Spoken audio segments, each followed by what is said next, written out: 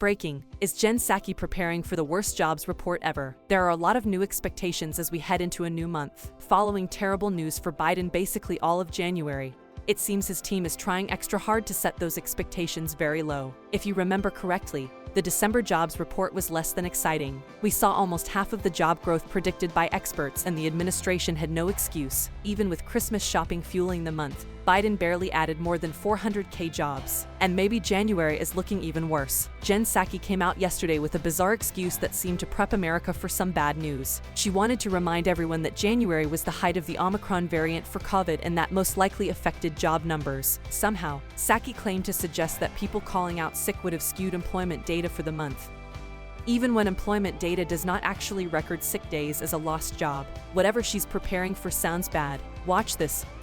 Because Omicron was so highly transmissible, nearly 9 million people called out sick in early January when the jobs data was being collected, so during that same period of time. And the week the survey was taken, the week of January 12th, was at the height of the Omicron spike. So we just wanted to kind of prepare people to understand how the data is taken, what they're looking at, and what it is an assessment of.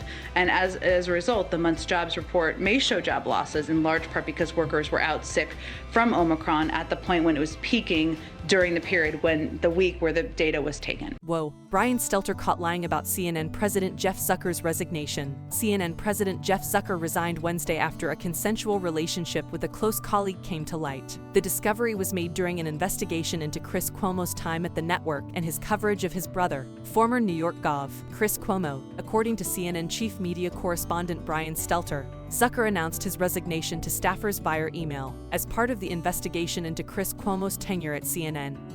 I was asked about a consensual relationship with my closest colleague, someone I have worked with for more than 20 years, Zucker said in the email. I acknowledge the relationship evolved in recent years. I was required to disclose it when it began, but I didn't. I was wrong. The relationship Zucker failed to disclose is with CNN Executive Vice President and Chief Marketing Officer Allison Gollust. Interestingly enough, Stelter said CNN staffers were stunned with Zucker's resignation. Reports indicate industry insiders knew about the relationship between Zucker and Gollust, which they considered an open secret. If that were the case, why were staffers stunned by Zucker's resignation? And how was Stelter able to go into great detail about Chris Cuomo trying to ruin the network? To complicate things even further, Gollust is deeply intertwined with the Cuomos. In fact, she was Andrew Cuomo's communications director in 2012 before she joined CNN a few months later. Talk about a prime example of the Democrats' incestuous relationship with the left-wing media. And CNN wonders why the American people don't trust them. The Chris Cuomo reference. Cuomo was fired in December, and he is not going out quietly. He was fired, and there were reports that he wasn't going to get paid the millions of dollars that were going to be on the remainder of his contract.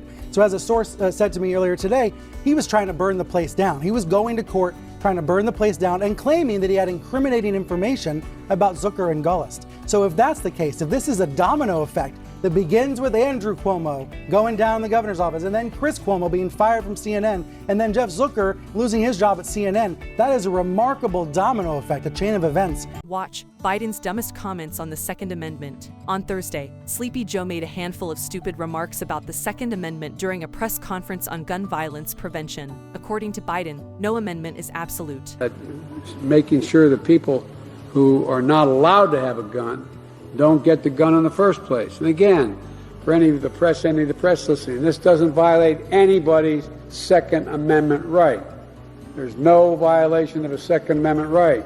We talk like there's no amendment that's absolute. It's like he has absolutely no idea that the Second Amendment says shall not be infringed. That means the 2A is absolute. Then again, Sleepy Joe also said Americans couldn't purchase cannons when the 2A was passed, which is the furthest thing from the truth. When the amendment was passed, it didn't say anybody can own a gun and any kind of gun and any kind of weapon.